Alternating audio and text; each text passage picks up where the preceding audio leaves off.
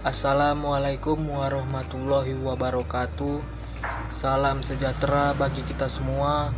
Pertama dan terutama mari kita panjatkan puji dan syukur kita terhadap Allah Subhanahu wa taala yang telah memberikan kesehatan serta keselamatan bagi kita semua. Kami dari kelompok 3 ingin mempresentasikan hasil kerja kami. Adapun topik yang akan kami bahas yaitu mengenai ejaan bahasa Indonesia. Saya Fadila Moeda sebagai moderator. Adapun anggota kelompok saya yang pertama adalah Muhammad Yusuf sebagai pemateri pertama dan saya sendiri sebagai pemateri kedua. Yang ketiga Laila Ramadhani sebagai pemateri ketiga, Aspan Sofian sebagai pemateri keempat, dan Muhammad Al-Hadi sebagai pemateri ketiga. Baiklah, mari kita mulai pemateri pertama yang akan dibacakan oleh Muhammad Yusuf. Kepada Muhammad Yusuf, saya persilakan. Assalamualaikum warahmatullahi wabarakatuh. Saya akan melanjutkan. Terima kasih moderator, terutama. Saya akan melanjutkan tentang pengertian ejaan. Perkenalkan, nama saya Muhammad Yusuf. Saya akan membacakan tentang pengertian ejaan. Ejaan adalah keseluruhan peraturan bagaimana melambangkan bunyi-bunyi, ujuran, dan bagaimana menempatkan tanda baca, serta memotong-motong suatu kata, dan bagaimana menggabungkan kata-kata yang merupakan kaidah yang harus dipatuhi oleh pemakai bahasa demi keteraturan dan keseragaman bentuk. Terutama dalam bahasa tulis, keteraturan bentuk akan beraplikasi pada ketepatan dan kejelasan. Makna ibarat sedang mengemudi kendaraan. Ejaan adalah rambu-rambu yang ada, terciptalah lalu lintas yang terbit dan teratur. Seperti itulah kira-kira bentuk hubungan antara pemakaian bahasa dengan ejaan. Ejaan ada dua macam, yakni ejaan fonitis dan ejaan fonimis.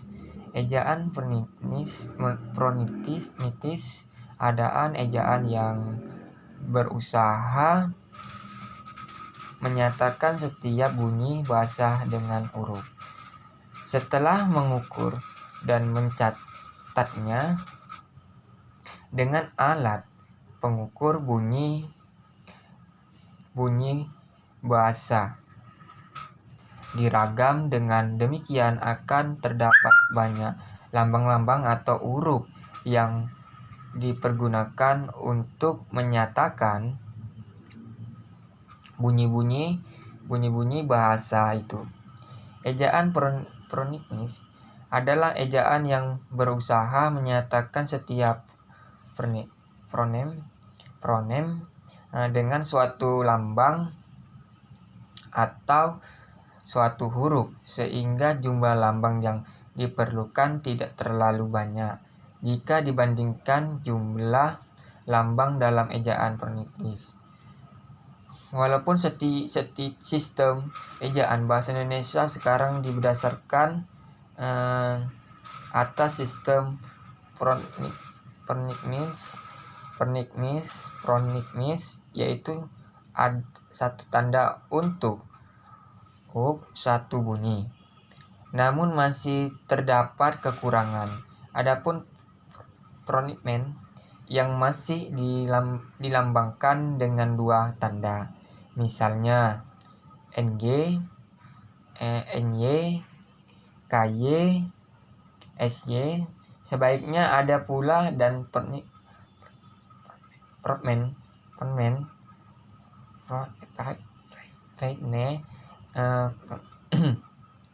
yang dilambangkan dengan suatu ejaan, yaitu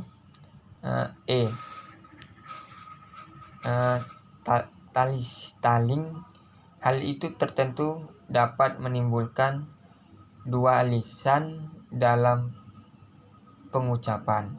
Sekian dan terima kasih, yang akan dilanjutkan oleh teman saya. Assalamualaikum warahmatullahi wabarakatuh. Saya Laila Rahmadani akan menjelaskan tentang penggunaan ide yang benar pada penulisan huruf dan kata. 1. Penggunaan huruf kapital. Dalam butir 5, pedoman ide dinyatakan huruf kapital dipakai sebagai huruf pertama unsur nama jabatan dan pangkat yang diikuti nama orang tertentu, nama instansi atau nama tempat. Contohnya, Presiden Susilo Bambang Yudhoyono, Gubernur Jawa Barat Profesor Jalaluddin Rahmat, Sekretaris Jenderal Departemen Pendidikan Nasional. Jabatan tidak diikuti nama orang tidak memakai huruf kapital. Contoh, menurut Bupati, anggaran untuk pendidikan naik 25% dari tahun sebelumnya. 2. Penulisan huruf miring. Pada butir 1, pedoman penulisan huruf miring ditegaskan, huruf miring dalam cetakan dipakai untuk menuliskan nama buku, majalah, dan surat kabar yang dikutip dalam tulisan. Contoh, buku jurnalistik Indonesia, majalah Sunda Mangle, surat kabar Bandung Pos. 3. Penulisan kata turunan. Butir 2, pedoman penulisan gabungan kata mengingatkan gabungan kata termasuk istilah khusus yang mungkin menimbulkan kesalahan pengertian dapat ditulis dengan tanda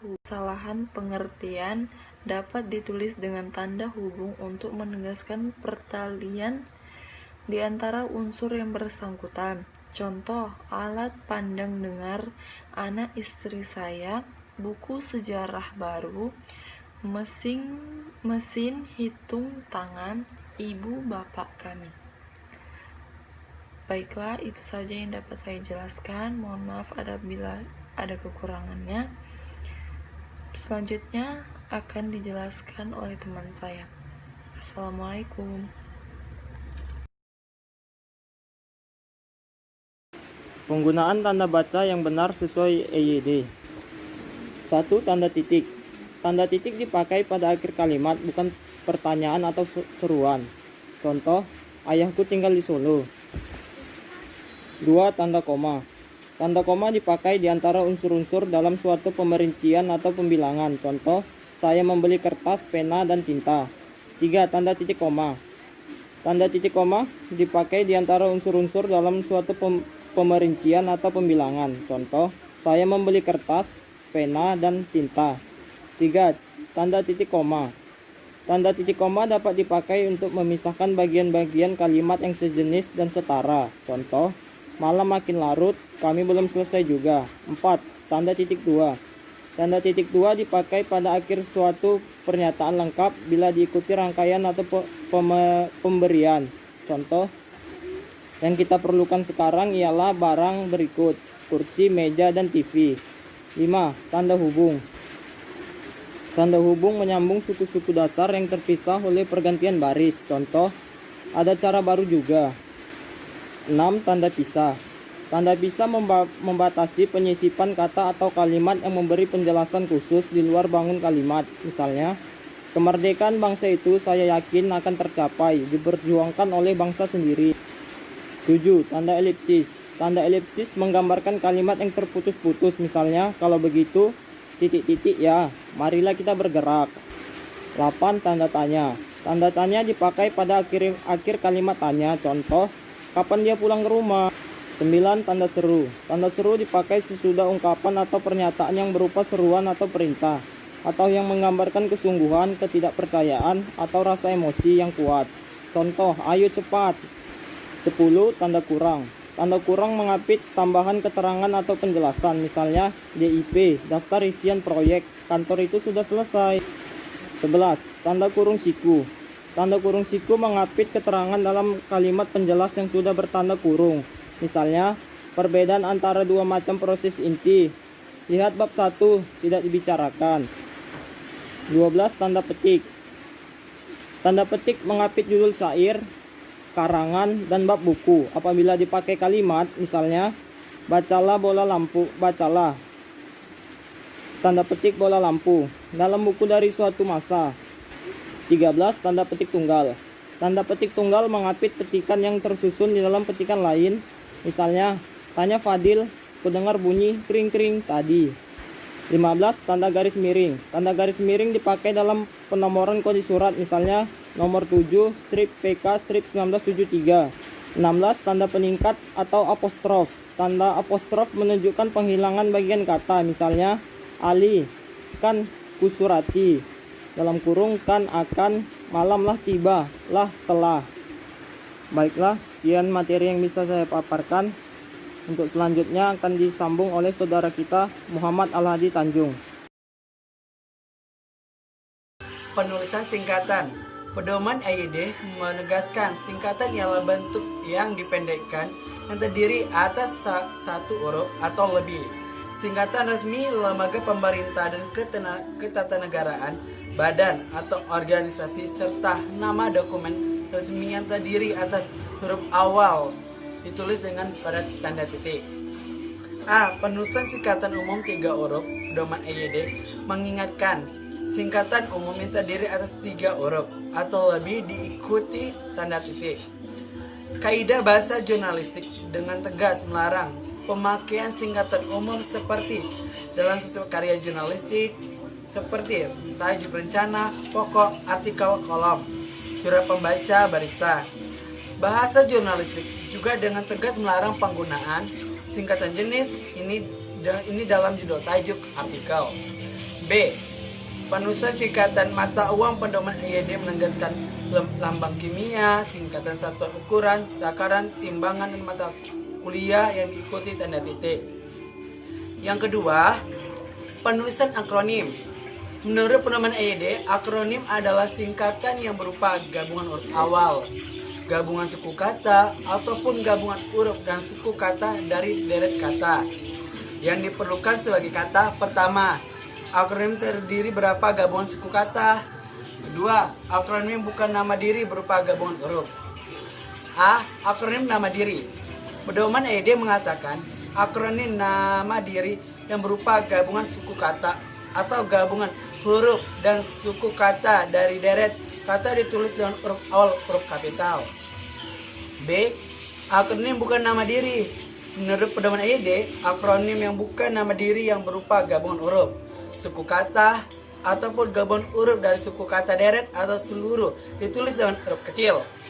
Sebagai catatan, pedoman EYD mengingatkan jika dianggap perlu membentuk akronim, maka harus diperhatikan dan 2 syarat. Yang pertama, jumlah suku akronim jangan melebihi jumlah suku kata yang lazim pada kata Indonesia. Kedua, akronim dibentuk sesuai dengan mengindahkan keserasian kombinasi vokal dan konsonan sesuai dengan pola kata Indonesia yang lazim. Saya kembalikan lagi kepada moderator.